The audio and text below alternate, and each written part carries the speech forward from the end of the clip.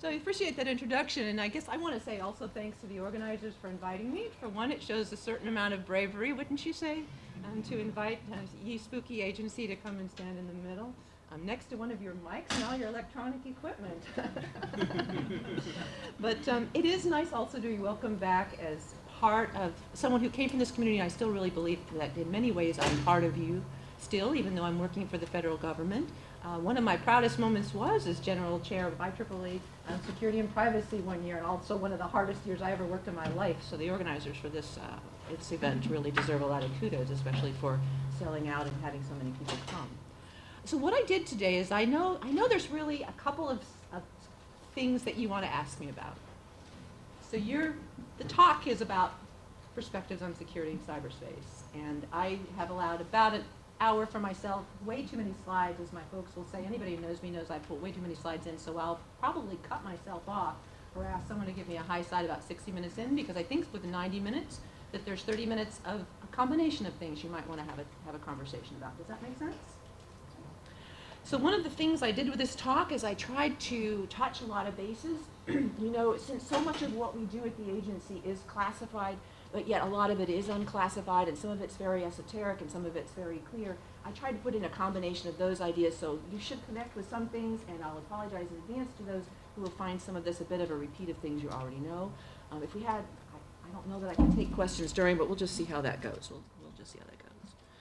So I've had an introduction, so you know who I am, that time on the outside. I've been at the agency now 4 years. I've had 3 jobs at the agency in 4 years. So, you know, in academia, we're used to moving what? You might get 2 promotions in your entire life. And so most of the people that I started with are in the same place that they began. I joined the agency a little over 4 years ago as the Deputy Director for Research. I was hired out of PNNL, largely because they wanted someone with an academic scientific background who had an open mind and also a clearance who could come in and work with the agency. My clearance was through DOE, not DOD, and so a lot of what I learned when I came behind the veil was very new. And so that gave me a unique perspective, and it served me well.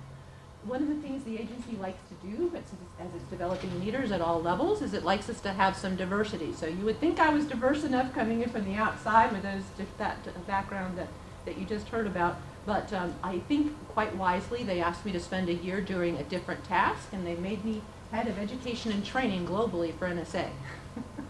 That was kind of startling because I had less than a month to prepare for that particular role, including the closing out of the deputy director job and preparing to what I would wrap up. And we were responsible for delivering something like 5 million hours, not semester hours, thank goodness, but 5 million hours of classroom training of various kinds over the course of that year in all different disciplines, everything from things I had not worked with, different kinds of languages, to of course cyber and so on. And then when the previous director who hired me and retired in September, I became the director. So I've been in place almost a year now. And really glad to be back here at about this time, as it feels a little bit like full circle. One of the first major talks I gave when I started as director was to go overseas to Doha and to Qatar to give a talk there to their annual conference and discuss a number of things, including unclassified cyber. And we did talk a little bit about privacy and a little bit about diversity. So those are all right. So I wanted to start with what I think of as a very short primer on some of the key things that are important to understand about our agency, NSA, CSS. Oh, by the way, does anybody know that's the CSS? Were you wondering about what that is?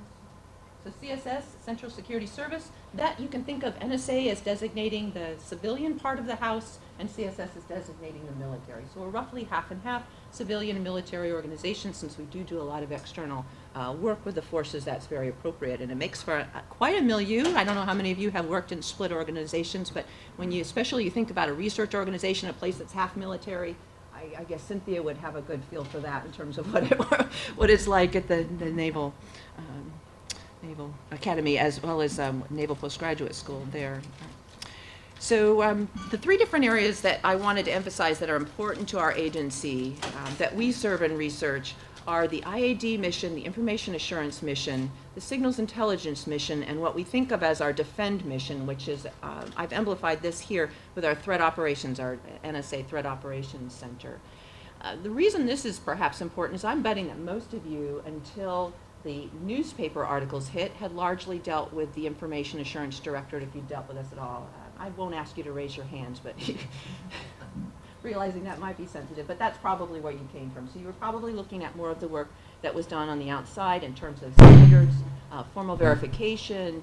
You might have been involved in some of the early work in intrusion detection, which was largely funded out of NSA. You might not be aware of that, and not so much the other mission. A critical thing of what we do, which you all know from having read the newspapers, is a signals intelligence mission, and I've got a slide in a moment that'll dive in a bit more deeply as to what that is, where we look at what, basically, how do we understand what's going on foreign to support questions that our policymakers might have in several other missions. We also act in an advisory capacity and in support of other government agencies, and that's why you'll see things such as the warrant-based activities that we support. And you'll also see advice that we've given in issues such as the Sony case that came through, where we were tapped for our expertise in cyber specifically. The third one is about 10 years old now. It still seems a little bit new on the inside of the agency because, frankly, most of the people I work there with at my level have been in place for about 30 years, which makes me a little bit of an duck from that standpoint. But this is intended to bring together the information that might be learned from the information assurance side, things that might be gathered from signals intelligence, wrap it all up around the cyber problem, and have some way to help support defense more broadly. And so we think of that as the defend mission. I haven't listed here another piece that you've heard next to our agency quite often, and that's U.S. Cyber Command. And that's because while U.S. Cyber Command is not part of ourselves, it's not part of NSA, we're joined at the hip, or I should say at the head, because our director is dual-hatted as head of NSA CSS and as Cyber Command. So the man has 3 different jobs, and all of them quite busy. So those are our 3 primary mission areas, plus 1 if you like. I want to note since this is starting out at least as a research talk and how we run research and what the research directorate is like and some of the projects we have, I want to emphasize the note at the top. My job as the director of research is to make sure that this nation, the United States, retains a scientific advantage over adversaries through mission-oriented research. So basically, my job is to make sure that we maintain or get ahead of the threat using technology based on scientific underpinnings. Well, why science? Because if you can make a basic science advancement ahead of, or at least ideally, ahead of either publicly or privately, of your adversary and leverage that, then that knowledge gives you a much greater jump than if you're looking at a merely incremental improvement. So investments in science are key. Now our investments are very long-term and very short, and I'll talk about that in a minute. This I want to put forward because, again, much in the news is about how the nation right now, and again, I know there's an international audience, but I also know you've been reading our papers, so my apologies if it seems a little bit U.S.-centric, but I do work for the federal government after all. I think it's important for me to put forward this slide because it talks about why, what we do and why.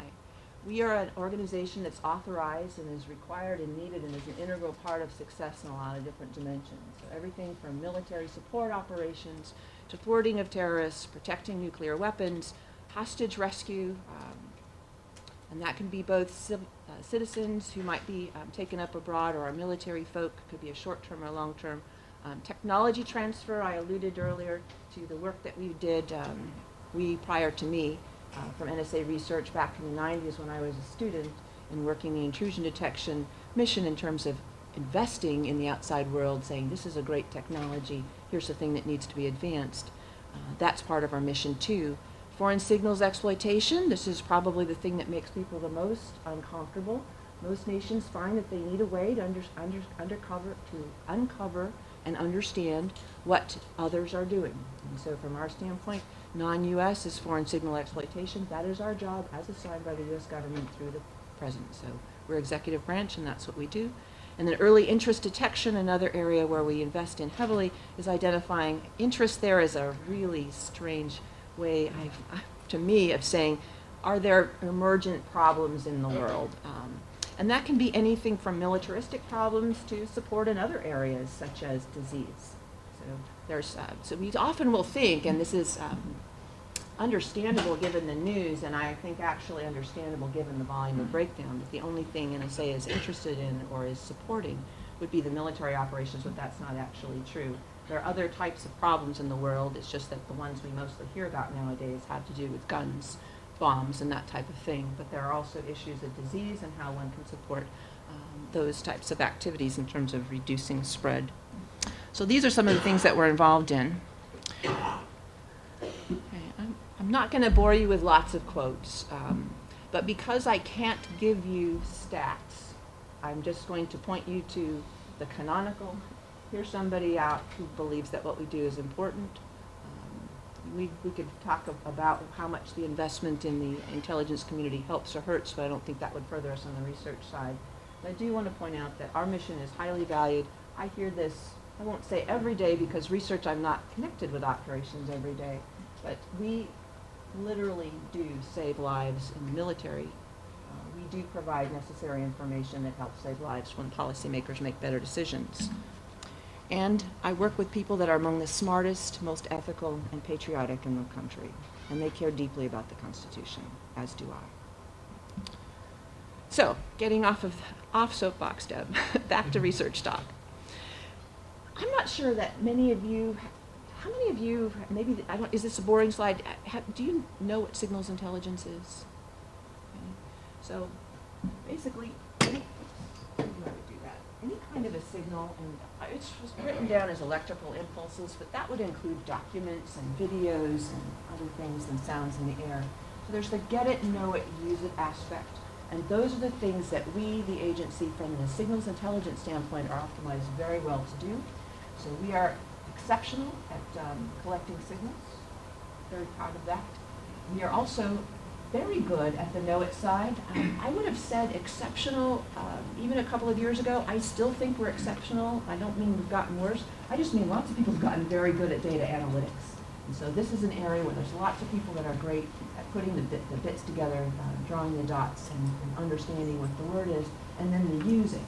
Now the use it is a little less in our wheelhouse because primarily what we're doing is supplying information to others who will act.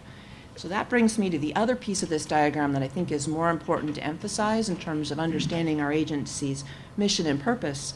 I noticed, I put down on the bottom, customer target.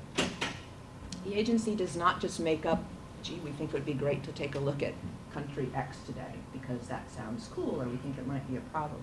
We actually are given targets or given information that is needed or given decisions that need input. And those are the things that drive where we would look and how we would use the signals and how we would then perform the analysis. And then that information would be provided into the customer environment. One reason I wanted to write this down is it's a little bit different in cyber because I showed you the IA mission, I also showed you the NTOC mission, and clearly in cyber time, if you're going to write something down and pass it on to another policymaker, it's gone. That information that you gathered is it's just got a shelf life like this. And so there is an action that takes place, particularly when it comes to defense, that is very carefully triaged in terms of who has the authority to take that particular action. So in some cases, Cyber Command is the only place that has the authority to make a change for something we've observed, and we need to make a quick handoff to Cyber Command. That's one of the arguments for the dual hatting between our director in terms of running NSA and Cyber Command, so he can make that judgment quickly. In other cases, we can inform our defensive mission and they can make adjustments as well. So that's also important. So that very high level for those who hadn't seen signals intelligence mission before. Now you might not have seen this picture. This is relatively new. I thought it might be interesting to you because this is a research cloud. Anybody seen this picture before? So this is a bit different, and I wanted to put this up because it shows a contrast between where we were in analytics and where we're progressing in analytics, because this is the environment that I'm expecting most of the, and we all are expecting most of the analysis to be done in the future. And I got this by courtesy of the Signals Intelligence Directorate. So this is used with permission, not FOUO. You're welcome to cite it or use it how you like. Nothing classified. Everyone's very careful. So what we used to do would be, you would think more of gather the information, read it, disseminate it, come up with it, read it, understand it, perhaps delve into additional details and then disseminate it. So more of a crunching through. You might think of this as a read and report, read and report, read and report. That's really way oversimplifying because there's a lot that it takes in order to produce that intelligence. But that would be the cycle. So information, question, information, cycle. Discovery has more to do with there's a question and you don't know what the answer is. So these would be the broader, bigger picture. So I would think of most of what we do when we talk about scientific inquiry to follow more in the discovery. Discovery is harder because when you're trying to figure out something and you don't know where the sources are, you have to have a very different approach than if I'm given a bunch of files and I'm supposed to make sense of those. So when you hear us talk about the discovery mission versus the foreign intelligence production mission, that's the division. And that's some of what you see in terms of the conversations around law related to this agency, because the discovery mission, although it's not brand new, it's over 10 years old, and I think more like 15 or so, and I'm sure they were using techniques along those lines earlier. The laws, a lot of them that established us back, when you go back 60 years, were along the lines of the foreign intelligence production, which had to do more with file, come up with the result. So that's something that's changing. The other thing that I think is really important in terms of the dialogue, and here's another place where all of you can be of great help, and I think that's important to us, is the collaborative space. So you know, after 9/11, there was much conversation about failure to connect the dots that existed and were not put together, and a lot of fairness to that assessment. So a thing that the intelligence community writ large, meaning all of those different organizations that have intelligence authorities, and ourselves, CIA, NRO, NGA, FBI, DHS, Coast Guard, just a long list of players. We need to have a way to better collaborate. And so there's one way you can collaborate, that's I find information, you've got to need to know, I give it to you. That's not exactly going to work in cyber time. And it doesn't work with the speed of much of the threat environment that we're dealing with internationally now anyway. I mean, the speed of Twitter is much faster than that, and it would be not sensible for the intelligence community to work less than speed of Twitter. So in order to get around that, the notion is let's go to an intelligence community collaboration space. That's what this is intended to communicate, so that there will be easier ways to share. Now that in and of itself, just stopping here creates almost a lifetime of research problems, because I mentioned authorities. We don't, and please just set aside the newspaper, we don't have that authority to do certain things with data on U.S. citizens. And if it's not gathered with a warrant, and I don't have the right to have it. I mean, I as the agency, and also I as the person who leads researchers who do use live data. That's not true of other places. So DHS has got a domestic mission. So if they, and FBI has got a domestic mission. So obviously the FBI, while it's investigating domestically, has got information. So how do we make sure that NSA does not access and use the information it shouldn't have, while still sharing what it ought to have to others? And how do we make sure that we protect sources and methods while still handling the sharing? And how do we make sure if there's a change, if we find out that a certain piece of data shouldn't be shared one direction or another, or should be shared that we didn't realize, how do we make that change quickly? So there's a whole lot of work that needs to be done in terms of appropriate, recorded collaboration and sharing, and it needs to be fast enough eventually to operate at cyber time. You notice this diagram that I have from our operations folks is looking at discovery and foreign intelligence. It's not talking about cyber, but clearly this is the kind of thing that needs to happen. So whoever's in charge of that information, they're going to have that problem, whether it's us or others. So I'm not saying I own that whole space. I'm just saying that's a place that's important. All right. I knew I'd do this. 18 minutes in. Finally, she says cybersecurity again. All right, so now what I wanted to do is talk a little bit about NSA and its role in cybersecurity, and I'm going to give you a bit about research after this, and then talk a bit about some of our programs, and also make a fun announcement of a competition that just recently concluded. So we'll talk about most of these pieces. I actually won't say much about this one or this one, because these are no longer mine, but the Center of Academic Excellence intern programs was something I had the pleasure of running while I was over in ADET, running education and training. So we bring in people from your Center of Academic Excellence research schools and other kinds of organizations, other kinds of CAE organizations, I mean, and bring them in with clearances.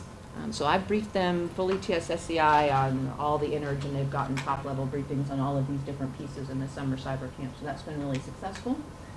An unclassified program there, the Cyber Summer program, Gen Cyber, is a way to reach out to people who are teaching kids and help them understand better how to teach cybersecurity programs. So they get grants, they work with some of our people, they also train one another, so that's another good program. It's modeled on one we do in language called Star Talk.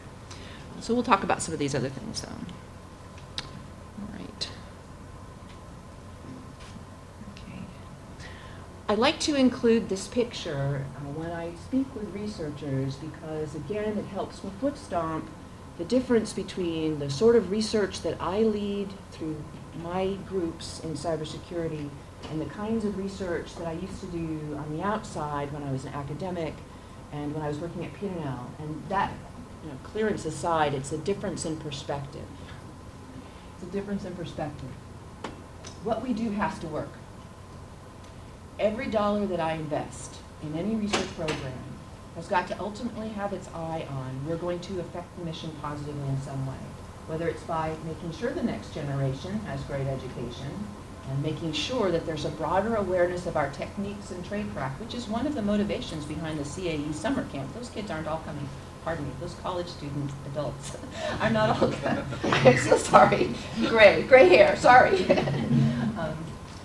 They're not all going to come to work for us, but it's very valuable for this country to have people that understand what it is that we do to talk about it. That's why it's important for me to come and speak to an international audience as well, so you can get some insights as to how we operate. And I think that takes some of the mystery out of it, and then when we disagree, we can at least do it on a basis of understanding what we don't like and do like. So this is a picture of our Threat Operations Center, and this is getting at the reality of one aspect of cyber, 24/7 assault. 24/7 activities. That means human beings, large groups of them, this is not a small unit, need to coordinate handoff across a normal lifetime, normal activities, the work that they do. They need to work long-term threats that might span a couple of days, 2 or 3, or maybe even longer if it's a reemergent. They also need to be able to work on the short term. They need to be able to work all night long and all day long. I've spent time with them on Thanksgiving, 2 years out of the last 3, and they have their turkey and they're also sitting at their terminals trying to make sure that the threats that they see coming through are properly triaged. They also need to be able to interact across the appropriate parts of government and the rest of the country that's necessary. And they might need, you see there's a command center just barely sleeping in the back, need to gain insight from the commander of the U.S. Cyber Command, aka our director, from either of these packs in order to take a step. We also have a lot of information, so some of it has to do with locality, what's going on in the world as a context for the cyber action, what might be more specific for particular activity that happen, and frankly, when I walk through, sometimes they use that as a television because you've got to stay awake, folks, when you're working that hard. So there is some need to keep people awake and alert. But by looking at this, we begin to think of cyber a little differently, and that's what I mean by a perspective change. All of these aspects need to gel, need to work together, need to be coordinated. Not all perfect. They all need to coordinate in order for the mission to be accomplished, which is to identify, block, appropriately handle any threats that come from the cyber side. You can imagine some similar activities when you're looking at the overall other kinds of operations as well, but now just cyber. So lots of different people come through here. There'll be operators, there'll be senior leaders, there'll be military who might need to take action. There might be people who need to come through and think through what is the damage being done to my federal agency, with a question, or there might be someone who needs to come through and talk about the international scene. I've had to interact with them relative to potential threats to some of the sites that I invest in, some research facilities that might or might not have had a compromise. So this is a place that's very busy, very active, and very professional. It means that a different kind of research is needed, not just research that helps figure out what they're doing for the day, but also thinking through, and this is one of the things that's hardest with an operational unit, how they might transform. Because what we thought of 10 years ago, I'm not sure any of us think that cyber defense is going to look the same 10 years hence as it did 10 years ago. So we expect that this kind of thing would transform. So our goal in research is to think through what these people need in the next 5 years. And of course, we've been thinking about it for a while, so we're also fielding things that we came up from the past. My research time horizon here tends to be right around a 2-year to 3-year. In some areas, as I'll mention later, it's much longer. But this is important to have in mind. And I mention it for many reasons, but partly because often in academia, we get focused right on our specific area and wanting to optimize that and find funding to invest in that one piece. And we understand how valuable that one piece is. But from my perspective, I need to raise specific ones of these if they're at the low end, if they're a weakest link. But I also might want to raise something if it's going to help us get ahead. But the whole place needs to work well, and it's every bit as much dependent on the professionalism of the people in the room as it is the technology. So if they can't work as a unit well across all of government, then this place isn't going to work either. So there's a whole human side of activity which doesn't tend to fall in my wheelhouse. We're largely 99% I would say STEM, but there's a very human element here that needs to be dealt with, that people look at. Okay. So, because I think it also is useful to look at our individual parts, I thought you might be curious, and this might again be fruitful for questions at the end, so I'll leave it up for a moment in case you want to ask about some pieces. I don't have insight into every single one, but I'll be happy to get back to you through the conference with those that I don't know. But we specifically, and this is a mission slide, this isn't one of mine, we specifically call out all of these different areas as being critical to work together to make that center I just showed you effective. And it includes all kinds of different participants, everything from the net warfare planners you see on the upper right to the cryptanalysts that I think we're best known for on the lower left. And by the way, that attack targets there, I had to laugh a little bit. That's not how to attack targets. This is defenses unit, this particular one. This is actually what target, what is it about that target that's being attacked, that's being discovered. Cyber Command is the defensive arm of the military that would come into play with that. We're intelligence. Okay, so linguists. So obviously we all know that none of us in this room speak just one language. And so when we're dealing in cyber as well, even if you're down to bits and bytes, comments and so on, it is important that as part of this huge enterprise that we understand multiple languages as well as the cultures associated, because that can have an effect. It's not just the techniques and tradecrafts that change between nations and the kinds of interaction or the engagement that's being worked. It's also just something as simple as, can you read the comments to understand what's in that malware a little bit better if you're trying to do an analysis. And there's something like 100 different languages that we consider important in the agency. And so you need to step back and think about that as well. Any of those 100 could be places where people who are smart at working cyber pointers are. And 100 isn't anything but a drop in the bucket when we think about the languages in the world, 7,000-ish by most counts.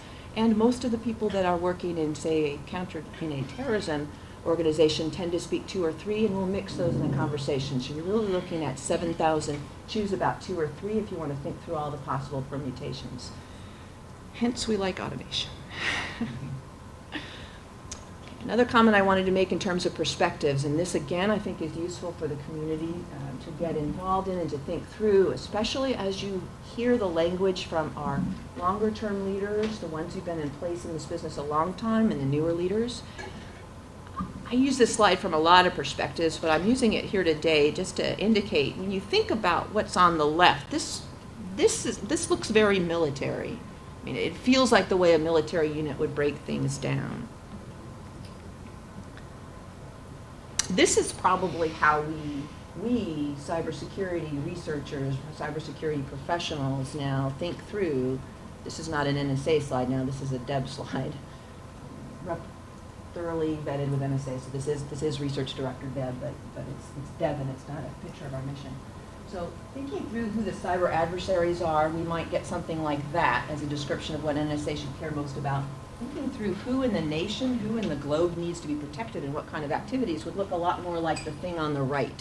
So the contrast between the older style thought process of how do we protect the individual component parts, how do we make sure that either protect or obtain, depending on whether I'm thinking of the IA mission or the signals intelligence mission, protect or obtain data, voice, radio, TV, satellite. That's a really different way of looking at the world and thinking through, well, how do we make sure that hospitals stay up and running? How do we make sure that the critical infrastructure is not negatively impacted in a militaristic conflict? How do we make sure that those people that need to shop, do commerce, i.e., can be effective banking and travel and so on? So really nowadays the verbiage on the cyber side tends to be to the right, but the old style is here. And so you'll see again a mismatch sometimes when you read the papers, when you hear somebody is more used to this terminology thinking of protecting the things and not so much about the engagement, the activity, the person, the civil liberty, the way of life that we're attempting to protect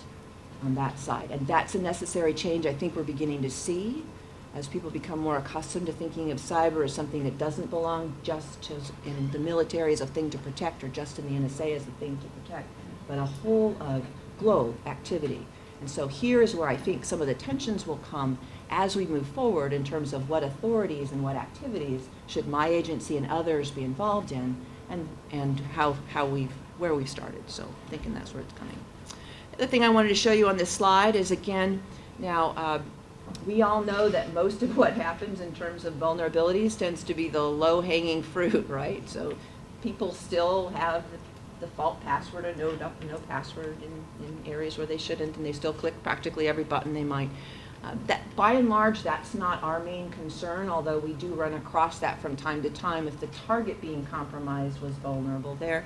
But we're mostly interested in things like the nation-state actors, the malicious hacking groups, not the benign ones.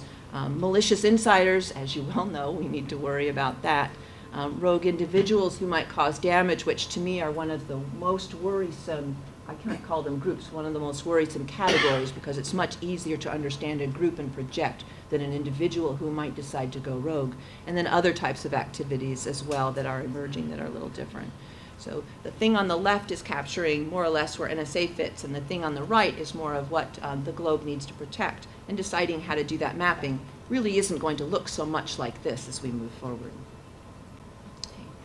Wanted to include this slide as well, again, especially if I use these as a leave behind. I think it's kind of nice for you to see some of the internals. I got this one from Cyber Command. I thought you might like to see their view of the world as of the end of 2014. From my standpoint, again, the key I want to note is that destruction is becoming a much greater concern. It used to be when I would put forward these slides or use them myself, the thing we would worry most would be about exploitation, obtaining of information or leakage of secrets. You see a lot of that in the paper. I'm not that happy about having my federal database information leaked either. Disruption of service, commerce, we worry about that quite a lot, but destruction, and by that I don't mean damage, I mean irreparable destruction is where we see that term heading, is a major problem. So thinking through how one can replicate and protect and defend against those kinds of devastating consequences really needs to become a greater part of our cyber lexicon as we try to balance where we place our resources. What you're seeing here are not so much destruction as they are damage. And I distinguish between those in terms of the consequence and the ability to recover, to reconstitute. If you can quickly reconstitute, in my book, in the Deb language, it's not really destruction in my world. You'll see here again that's what U.S. Cyber Command is concerned about. I thought on the bottom, I'm not going to go into these because policy is not my area, but we are seeing a lot of strategic guidance. I think this is important. It's part of the maturing of the field. This is where you as techies need to step up and weigh in, please, because it's really important that the people that inform these decisions are people that understand the technology, and that's across the globe, because this is where we codify what it is that's going to be our culture, essentially. So I'm an employee of the federal government, and I have an opinion which I express internally, as does not surprise any of you. But I do have a day job that requires me not to weigh in public in certain areas. But what I can do is urge you to think through what kind of a cyber culture you want in this nation, and be sure that you raise your voice, not yell. That includes talking to me, which is fine. It's one of the reasons I step out, is that it helps me when I'm outside and I hear people's concerns and I take them back in. All right. So again, I'm talking it like, is this helpful? I could speed through a little of this and do more projects, but sometimes it's nice just to get a sense of context. So Research Directorate, as with many things, it's much harder for me to talk about what I do now because just about every aspect of it is classified in some way, including my budget and the number of people. I am allowed to say I have north of 500 people and south of 1,000 who work for me. We have a lot of contractors who work for us as well, who we supervise, and others who are detailed into us. And then there are places we give grants and contracts to. So very large, vibrant workforce. People are often quite surprised by how diverse Research Directorate is. Many people, and I actually thought at first it was mainly going to be cyber, maybe information assurance. That's an important part of the mission, but it's only 2 of my groups. So I have one group on the left, Laboratory for Physical Sciences, which is a neat construct. It's got multiple locations. The one you see pictured is largely unclassified, and we have many contractors working there. They've had background checks, but not clearances. They're working in unclassified spaces, some of them from named hostile nations, and that's because there are brilliant minds in every country, and if they are willing to work with us and they fit in with our programs, we hire the best of those people. And so Laboratory for Physical Sciences has a clean room, we have Faraday cages, we do all the optics, all the kinds of things that you would expect in a typical physical sciences facility if you walked into a university or a production place of that type. We also do the more tightly held work as well, but we do a lot of work on the outside, and that's one of the places many of my postdocs end up, by the way. A lot of people go there. The extreme right, lower right, the Laboratory for Analytic Science is a very new stand-up. That's something we worked, the director that hired me started advancing that project when I began as deputy, so I had a bit of a bird's eye of the stand-up for that. That's in North Carolina. That's actually a Cyberspace classified facility that's located on a campus inside the campus perimeter. So just a stone's throw from there, you can walk to the library. So this is embedded in the campus. We've also got, as I required, unclassified space, because you can't come in and just sit in the SCIF all day, for goodness sakes, and expect you're going to interact with the professoriate. That's just silly. So now we have both classified and unclassified space in North Carolina. It's intended to get at joint working of problems. The classified space lets us bring in mission people as well as researchers from my site to work the actual data, and it's protected just as any SCIF would be. The unclassified side lets us take some of those problem spaces out, and for those uncleared faculty and students who work with us, they can work those particular problems with us jointly, and some have clearances and work with us inside. We also bring in industry players as well. So this is intended to be a different way to collaborate across research, NSA research, academia, and also got some other government organizations that work with us too in industry. The notion being, if you can get more people together, more eyes on the problem, thinking further out, we can again take advantage of all of that knowledge, all of that outside passion, and the outside's understanding of the kind of culture we want to develop to come up with new breakthrough technologies that should benefit our future analysts as we step forward. This is intended to help us break loose of a same old kind of a mindset. So that's a great facility. It's very new, so we'll see how that works out, but that's the goal. We also have a place where we do some work in advanced language, although that's now integrated in my computer science group now. I consolidated it, and then you see the main site in the middle. That's where my main office is, where I spend much of my time, the time I'm not spending defending budgets, is over at Emerson out in Laurel. And I'm going to say a little bit about what we do there. But our mathematicians are there, our trusted science group is there, R3, our physical sciences, is off-site. Laboratory for telecommunications, I bypassed too. That's another facility that's located near University of Maryland, but it's off-site, so it's its own facility. It also has an upstairs that's entirely unclassified. That's where our Internet of Things work is done, for instance. Now, since I've been rattling on a lot, I'm going to pick and choose a little as to which of these topics I speak to. And again, since the slides I leave behind, this does give you a sense of what we're doing.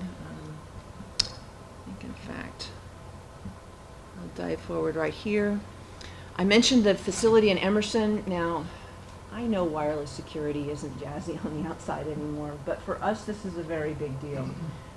Research was the first place in the intelligence community to be able to have both classified and unclassified wireless inside the fence. So meaning in my office, my TSSCI office, I can have an unclassified laptop working on unclassified material, connecting to the internet, and I can also have my classified workstation there, all very safely. And by the way, my Fitbit's allowed in too. That's another innovation that which I love.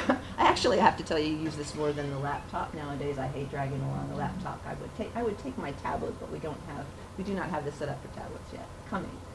But we were able to work through the technological challenges, the algorithmic challenges, and the much harder than any of those policy challenges in order to get the wireless set up. This is a slight show of some of the underlying techniques that were used.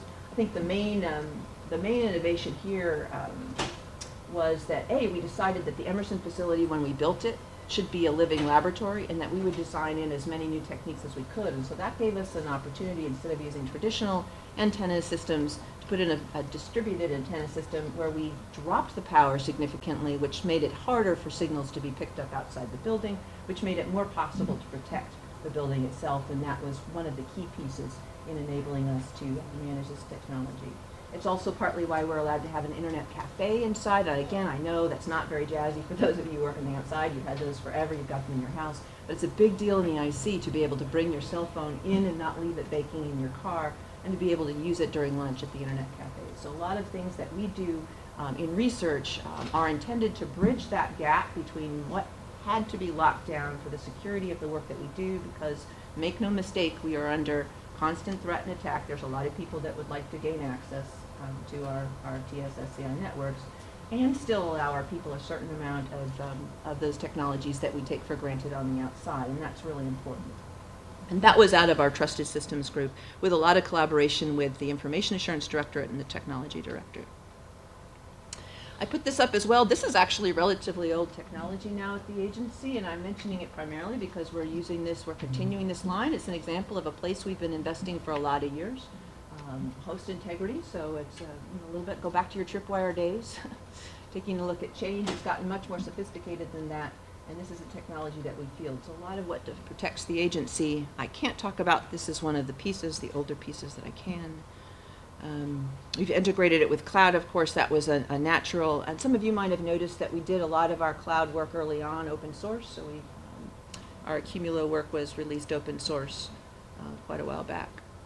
And we talked about this. I put this note in to indicate that the sharing is key, and I can't foot stomp this enough. We really need a lot of eyes on this problem. I don't think that NSA should be the leader, by the way, in identifying how to handle secure and private sharing, and it's not because I don't think it's a place we should invest in. It's because really ask yourselves this: would you rather have a solution that you've developed yourself and that we adopt because we think it's great, or would you like to have us develop a solution we think it's great and then hand it to you?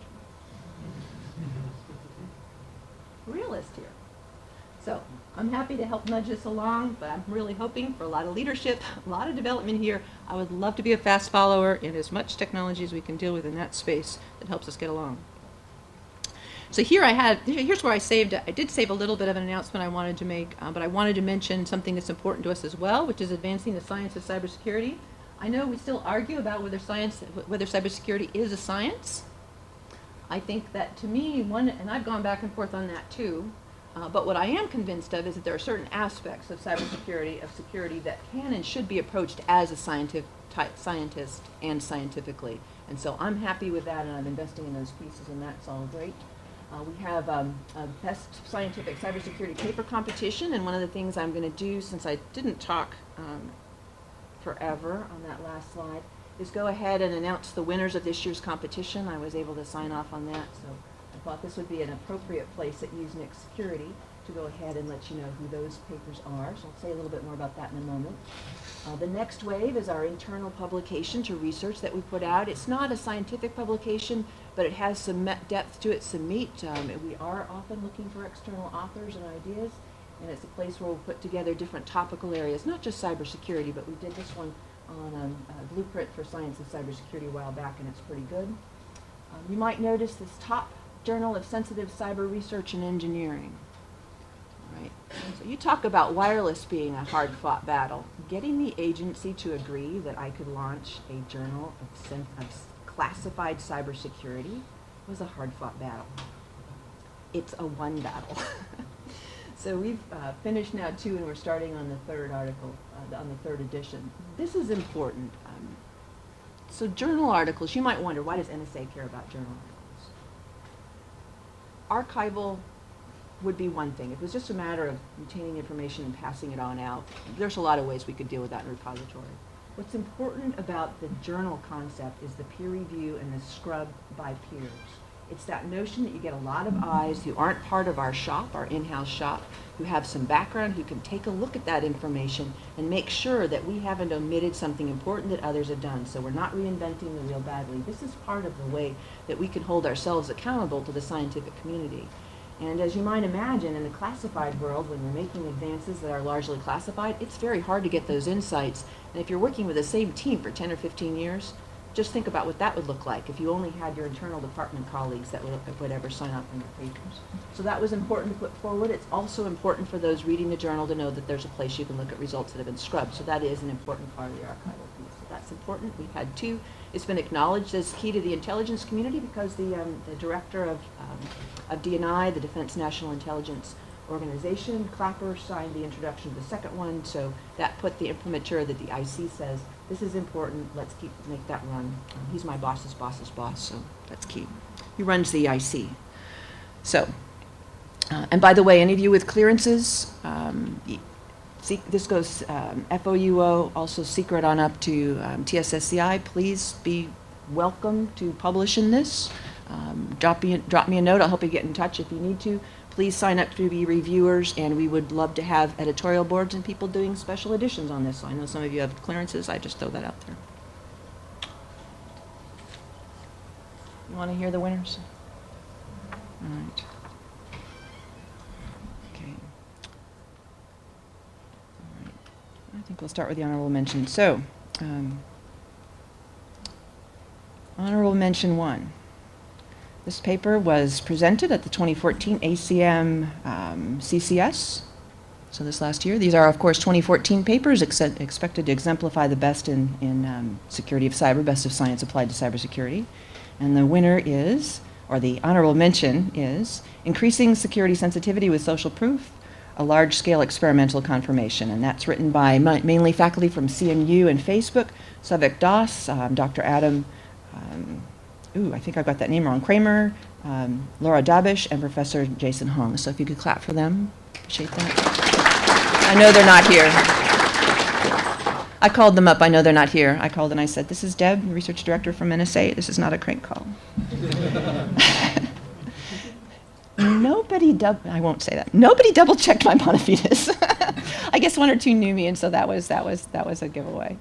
Second honorable mention, quantitative evaluation of dynamic platform techniques as a defensive mechanism. This is a RAID paper, so as a former member of the program committee a year back, this was a nice one to see. So this is James Jordan, Dr. Hamed Akvari, I never say that quite right, and Dr. Kevin. So you're here today, so you actually could raise your hand if you want to. So congratulations. Another excellent paper. And then the winning paper was IEEE Computer Security Foundation Symposium. And that paper was written by a heavily international group. The first call I made to that team went to Brazil, although we didn't manage to connect. And it is additive and multiplicative notions of leakage and their capacities. And Mario Alvim, Dr. Costas C., I will not even attempt your last name, I apologize. Professor Annabelle McIver, Professor Carol Morgan, and Dr. Katsuya Palmadesa, and Professor Jeffrey Smith. So that was our winner for the year. And we'll be bringing them out to the agency and having them walk through and perhaps have a tour of the unclassified pieces of what we do. So thank you for that indulgence.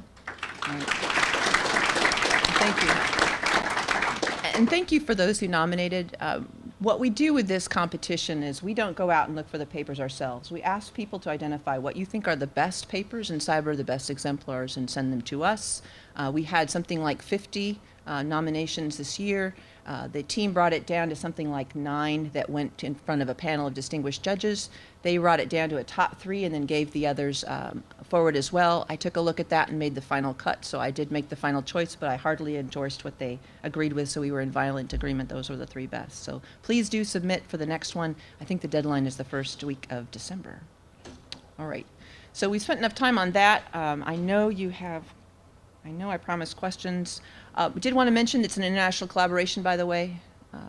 People sometimes think we only work with U.S. citizens. Not true. We do a lot of funding of universities via especially the Science of Cybersecurity activity through the lablets. There are sub-lablets all over the world that we work with.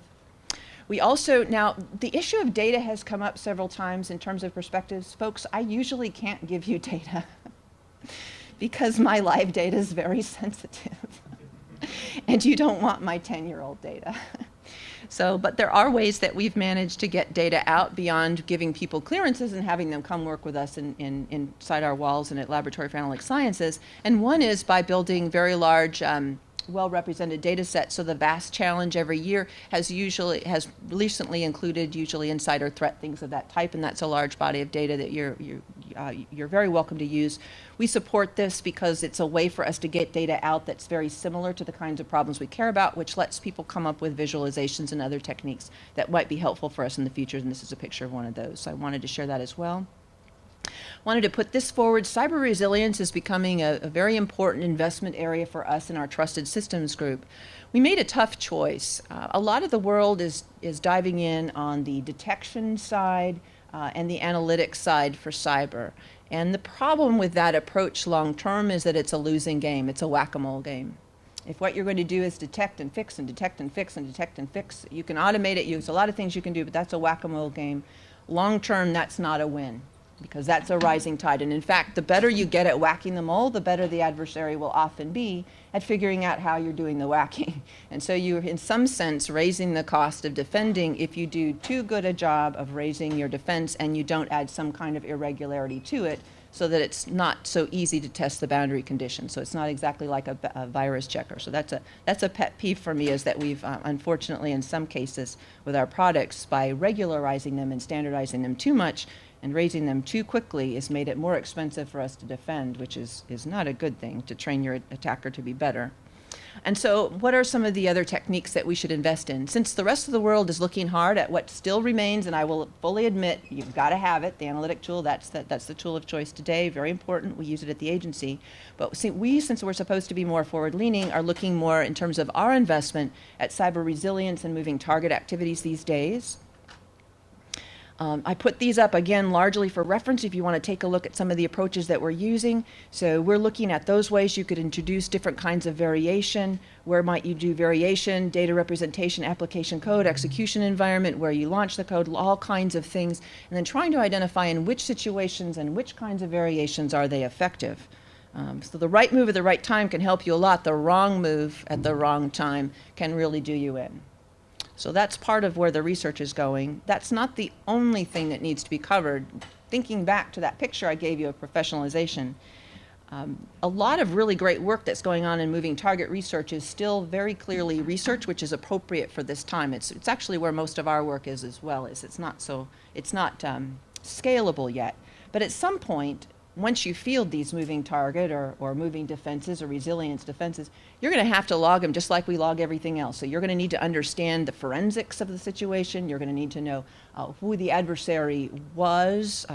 You're going to need to know if somebody made a mistake in terms of the human engagement, what that mistake was. You're going to need to make sure you were compliant with all rules and requirements. You're going to need to know owner of a system if things go wrong.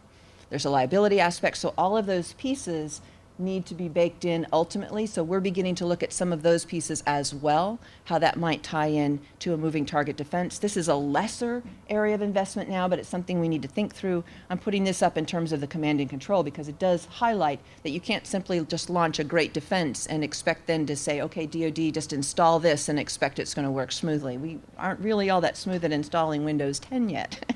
So I think that something as novel as moving target is going to take some work, but it's well worth the investment, and I've just explained why we're headed that direction.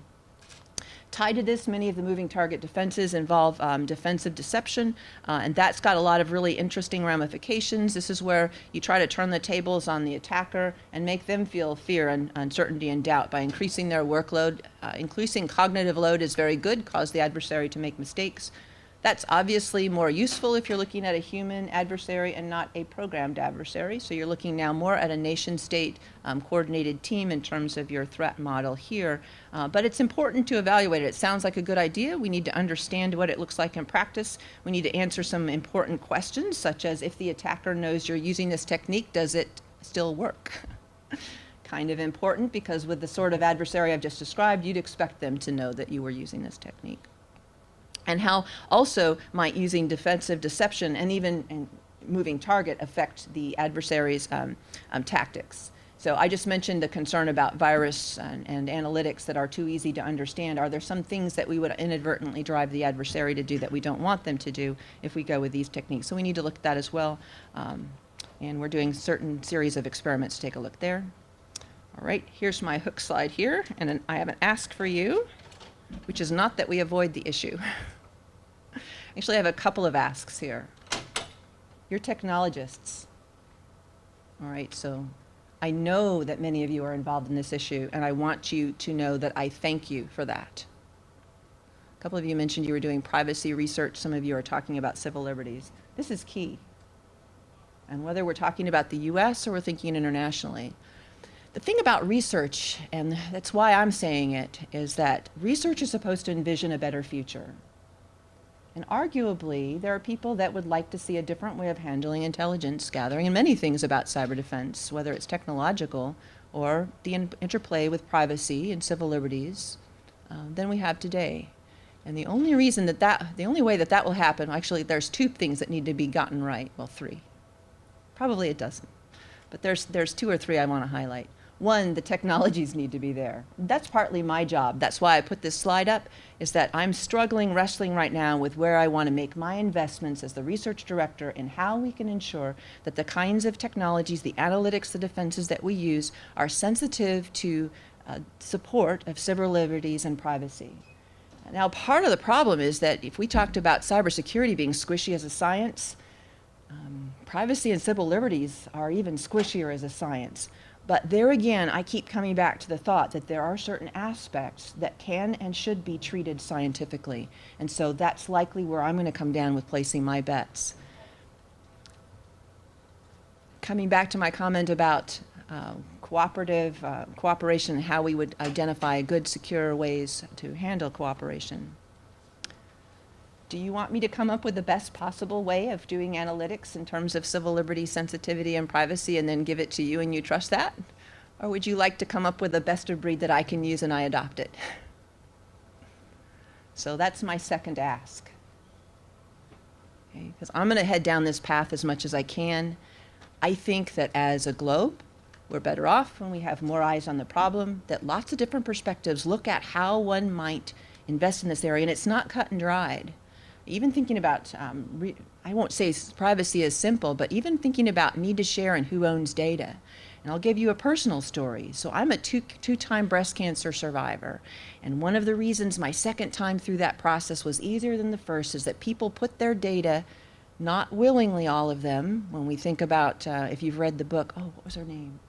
You know who it is. Yes, Henrietta Lacks. So data taken, cells taken from her without permission, that have deeply advanced the cancer mission. So her privacy and civil liberties violated across the board. I might be alive because of that. First time or second time.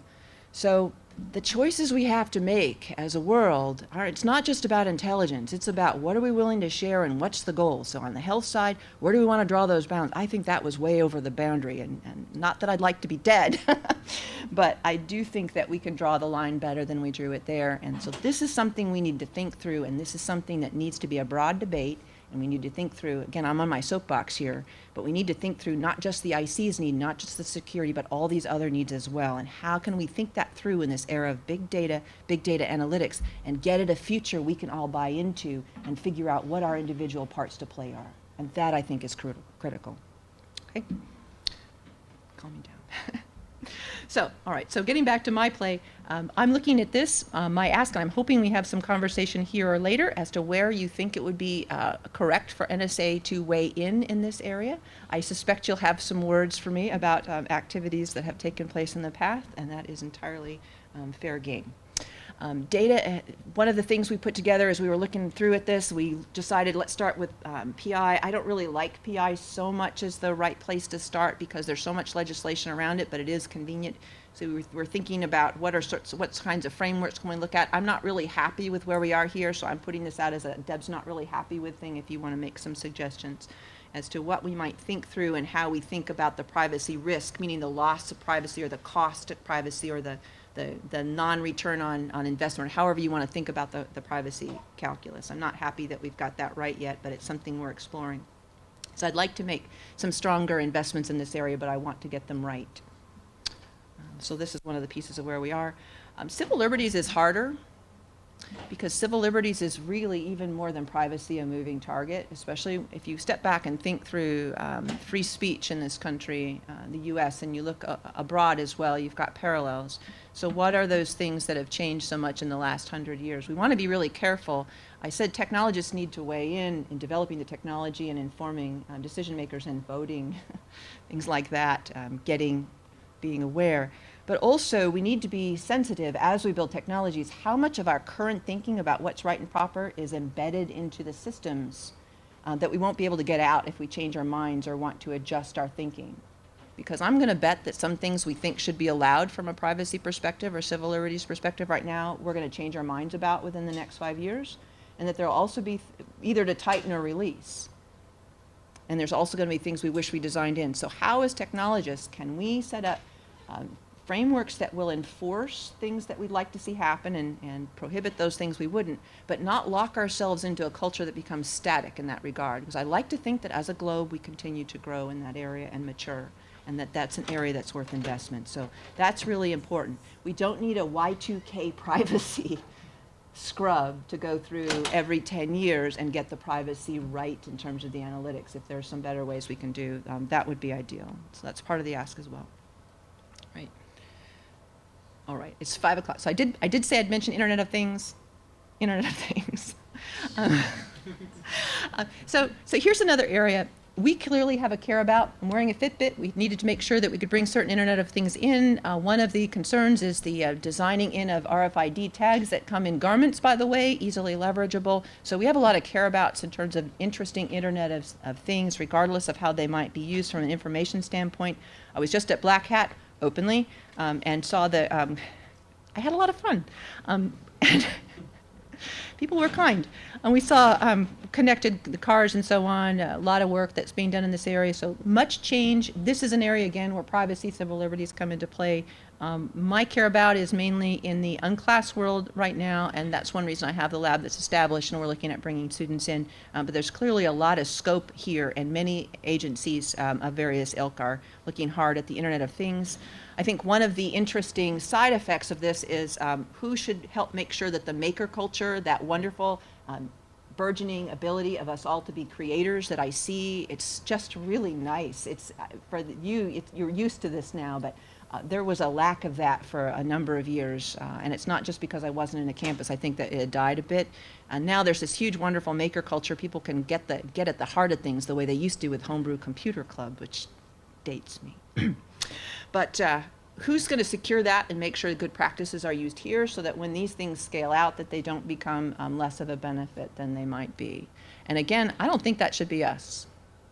I think that really this is a place where self-policing would be good, and that's a place, again, where most of you would be very effective ambassadors. I mention this practically everywhere I talk because, again, I don't think it should be us. And if it becomes a national security problem at some stage down the road, it would be either a DHS or an NSA or a kind of a thing to monitor. And I do think this is better if we can get the culture to design in so that at that point, at whatever stage, we don't have a problem to deal with.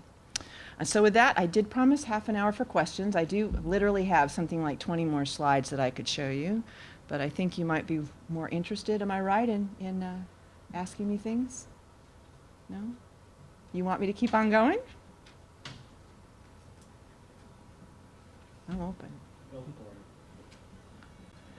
for it.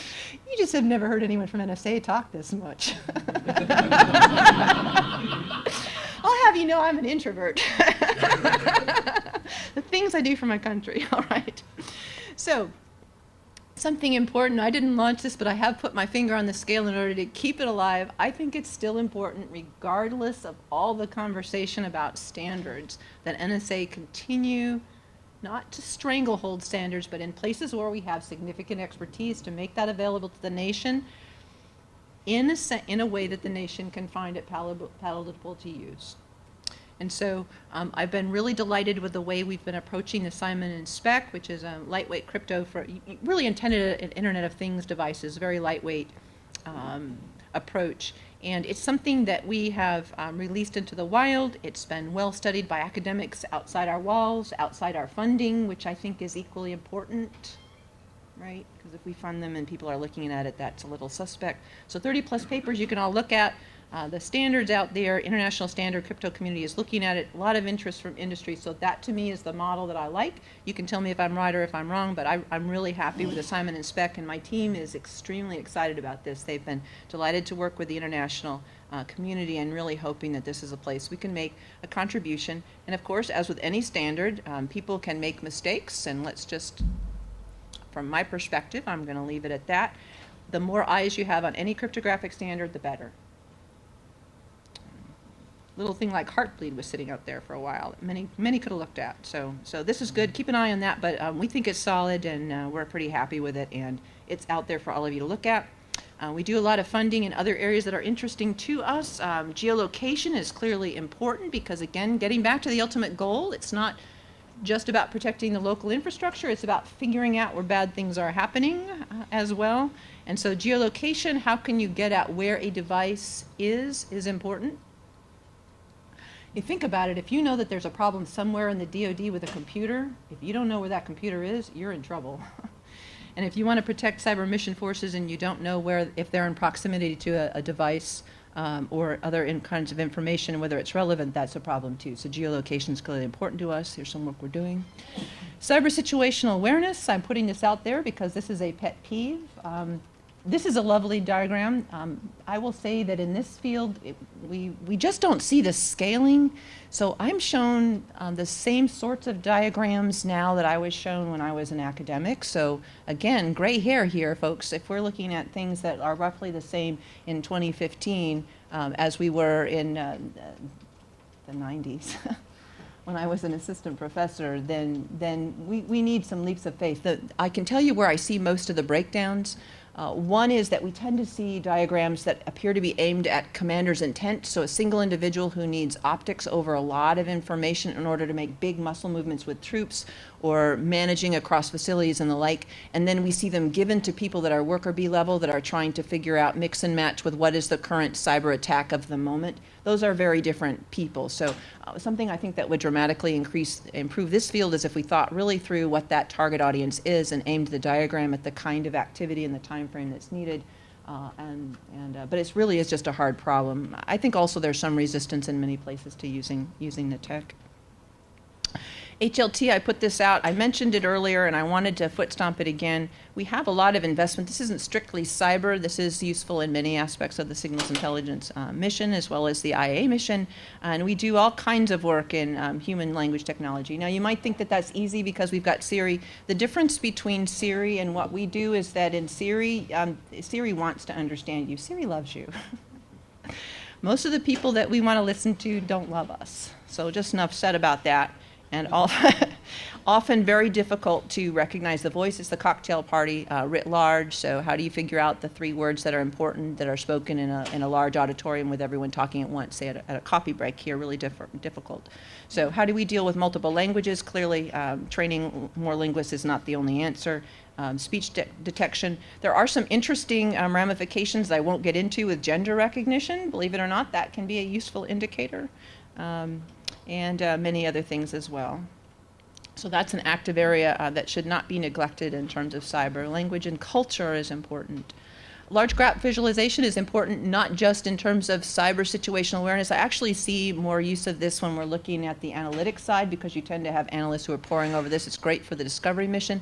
Some cyber responses involve the discovery mission as well. So again, when you think through these graphs, the use case that lets someone probe may make more sense from a social network aspect if you're looking at adversaries or concerted attacks when you're thinking through large muscle movements, not so much individual automated, but large muscle movements of intelligent adversaries, meaning human beings as opposed to machine learning that might be more predictable is important. LAS, I wanted to mention this as well in case some of you want to work with them. They do fund more than North Carolina, and so connecting up with that site, I hope that they've got their external door available so you can figure out how you might weigh in if you want. They're looking at analytic tradecraft. This is really important since it needs to evolve to match not just the discovery mission, but what's appropriate for cyber at all the different timeframes that are involved in cyber.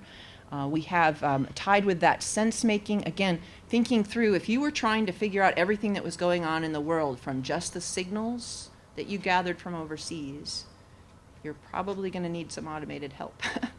So sense-making solutions are ways of figuring out from the data what you've seen before, what you've understood before, and how to get to that next generation. So how can we make sense of what's seen in terms of summarizing perhaps what's been observed, predicting what might come next, checking to see if the things you observe in the world match your predictions so that you might be understanding an event and so on.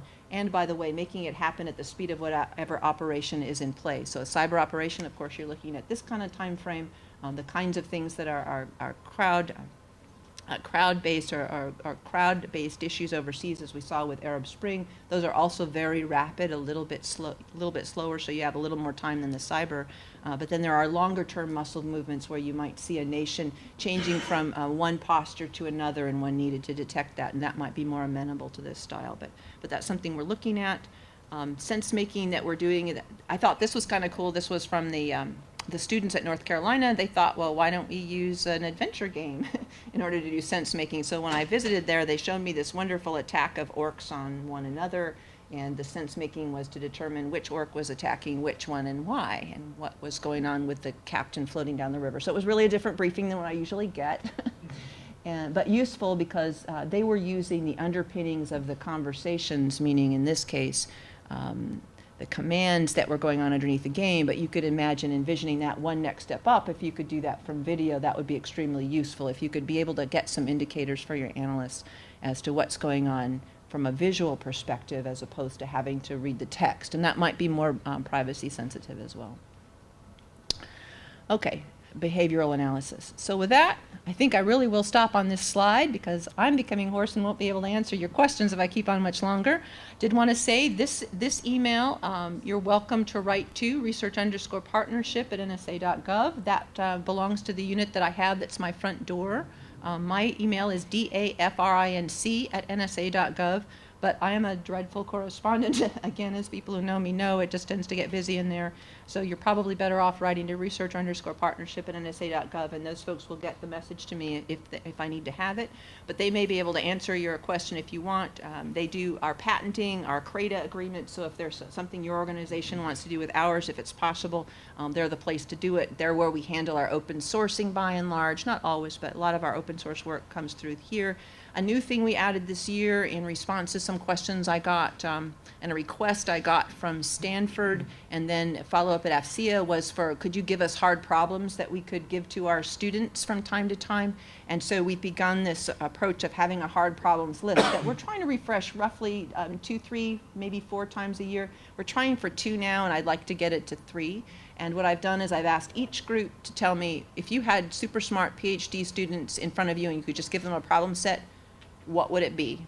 And then we capture that, write it up succinctly, not directing it, not promising funding with it, but just if you could ask, for the good of the nation or just for the interest's sake, what would you think would be the most interesting question? And each one was allowed to submit a couple. We've pulled that all together, and just by writing to research_partnership@nsa.gov, they'll give you the most recent one of those. And I plan to continue that practice as long as people continue asking for it. So we've gotten good feedback.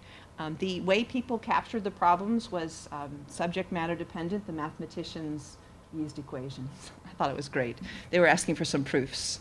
And then the computer scientists asked for some different things. So that I hope is a nice contribution. It's not intended to push you in a direction, but just to be helpful. And then as well, organizations that want to work with us and come in and show your wares. I know we've got a vendor community here also. We do a regular research days, so if you're interested in bringing and showing off your technology at NSA Research, you do not have to have a clearance. You do not have to have a classified project. You just need to be interesting enough for them to invite you in. So write to that address, say you're interested in coming to industry days, and they'll ask for more particulars and then set you up. All right, and so with that, I really will stop and answer any questions you've got. All right, so when you ask. Thanks. You've been very patient. Now it's your turn. I'll show them. Can they come to the mics, or does it matter? Oh, I think that they're recording this, so. Okay. They.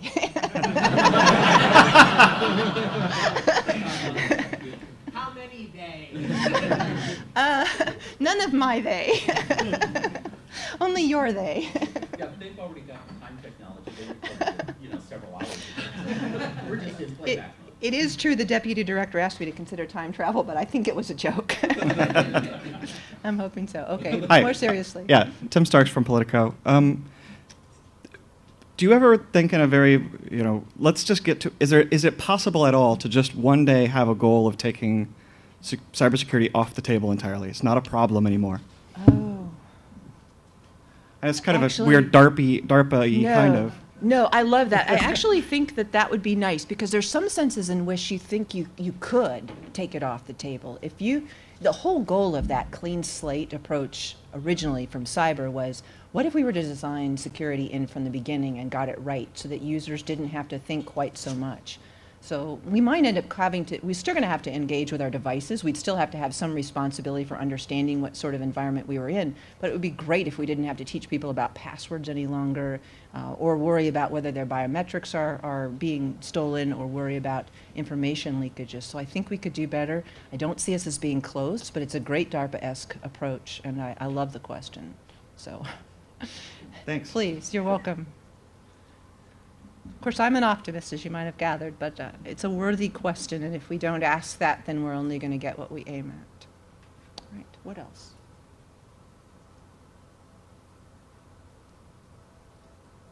Anyone?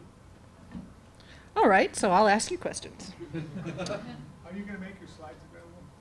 I Can we think, email that? did we get them approved for that? We can. Yeah, we'll either have them posted, or if they're not, then we're going to make them available through this. And happy to do it. I will ask questions. So what irritates you most about NSA? I didn't say they'd be softball questions. Did you have a different question? You can ask one, or you can answer that one. That's where I'm going. I seriously do need to understand and take back messages, so it doesn't hurt my feelings when you answer that one.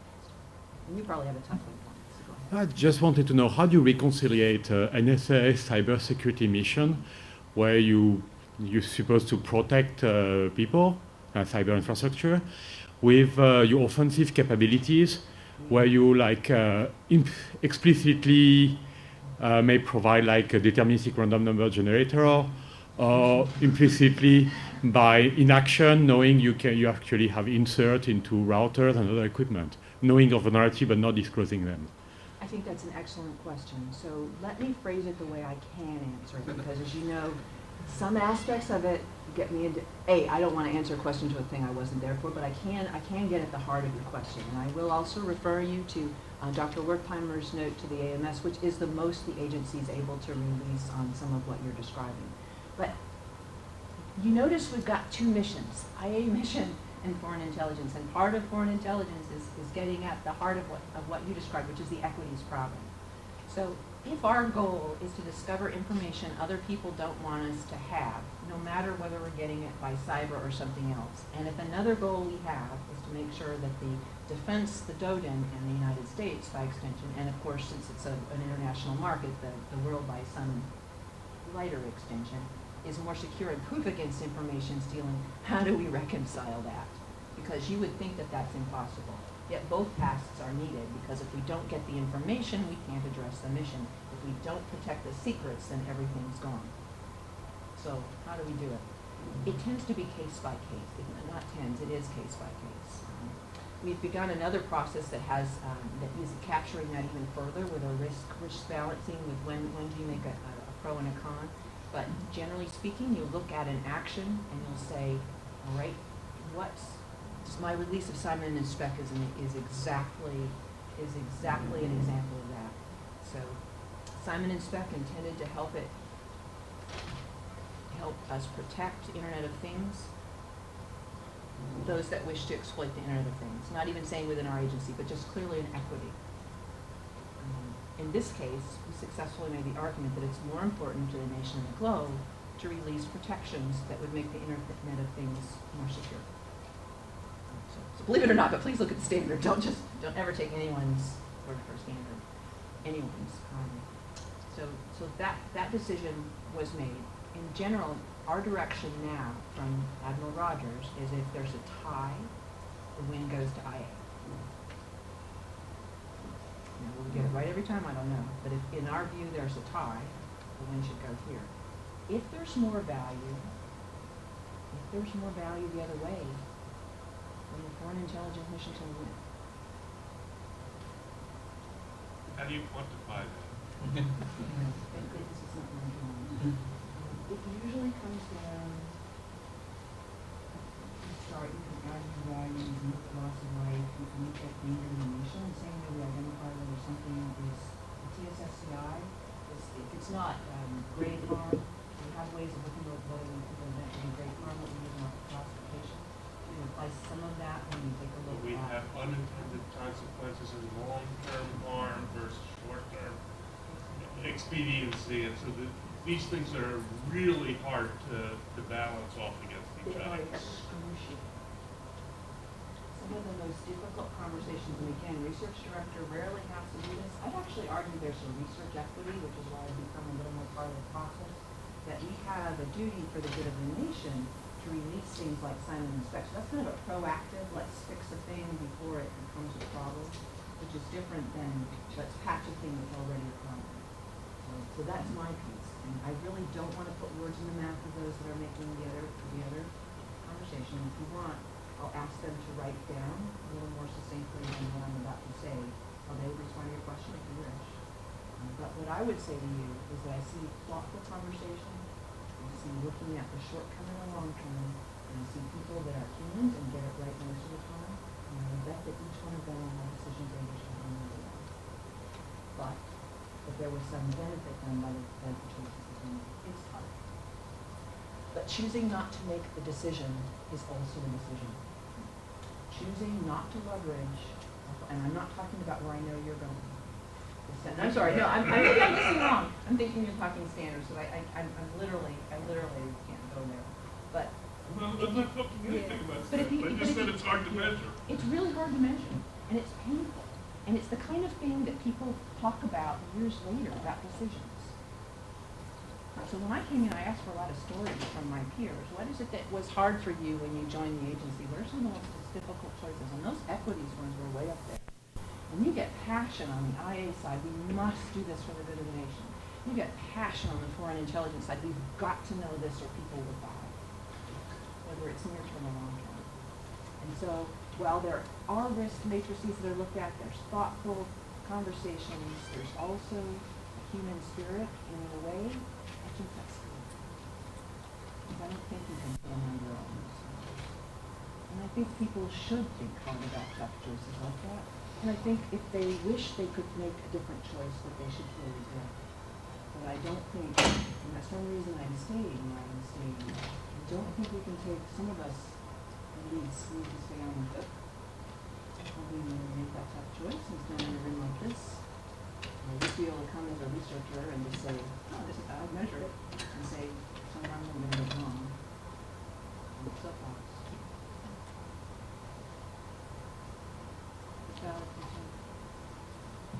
So help us with that. So my example is from way before your time, but in William Friedman's biography, they mentioned that they claimed that the NSA sabotaged this communication security of NATO, making it vulnerable to Soviet communication after Suez, because the United States started to mistrust NATO allies. And so I wonder, to what degree should we import notions of command responsibility into research, such that if an agency such as the NSA participates in something which greatly reduces the United States national security, which if you believe the biography, it did, that they're held accountable? Or should research be sort of treated as not the policymakers and they just make things happen? Yeah, well, I'd love to take myself entirely off the hook. So I can't answer the prep to your question. Sure, You know sure. I've got that, so fine that you said it. Got it. Command responsibility. So we are led by a 4-star. There's a 4-star general. Now is a 4-star admiral. He has command responsibility for the entire agency. And so should we make a major mistake, then that man's next on the hook. Comes down to SLT. So I don't know if I said it explicitly, but I am part of the senior leadership team for the agency.